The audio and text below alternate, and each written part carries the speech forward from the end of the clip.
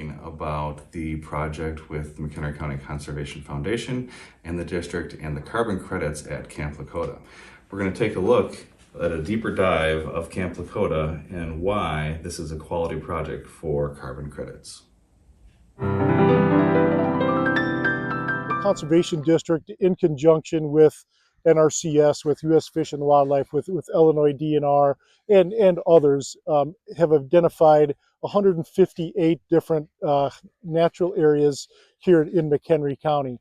And Camp Lakota, being one of those big natural area complexes, has some very unique, high quality, functional wetland areas that are on that site, and then being part of that McHenry County natural area inventory really kind of put Camp Lakota on the radar for land protection long term. So across Illinois, less than 1% of our natural areas still remain. And Camp Lakota for a while had been identified as a priority acquisition by both the Foundation and the Conservation District. So with that purchase, we were able to protect 160 acres that then built out a contiguous area that is more than 1,800 acres of protected land. An interesting fact for McHenry County Conservation District and Foundation sites is that we have documented 1,400 different plant species on our sites. So that means Camp Lakota has about 20% of the flora of the entire county, and most likely even more once land management activities occur on the site. Much of Camp Lakota is dominated by oak woodlands. The primary species include bur oak and white oak. Other tree species that you might find on site are red oak, hills oak, black cherry, black walnut, bitternut hickory, and even shagbark hickory. Lakota Camp has a great diversity of geological landforms.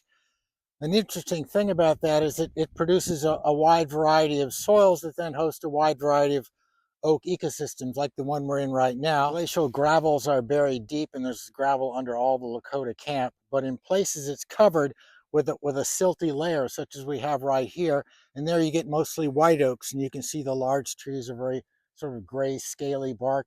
That's the bark of white oak trees, dominant really all over Illinois where you have that sort of acid silty soil. So that's a very simple example of how a contrast in the geologic strata creates a contrast in the soil, and that creates a contrast in the oak ecosystems. So the Lakota camp really has an abundance of both of those, plus a lot of other variety as well. Last year we found 60 species of breeding birds, another 14 of migratory birds, 6 species of amphibians, and 15 species of butterflies. In our fragmented landscape, places like Camp Lakota are so important to migratory species, even if they aren't breeding there. Species like trumpeter swans will stop over, the warblers who are traveling a little farther north maybe to breed. We also have some species of concern and a state threatened species that breeds in Camp Lakota. Black-billed cuckoo is a state threatened species that is found breeding in Camp Lakota. In the marsh, we have marsh wrens and willow flycatcher.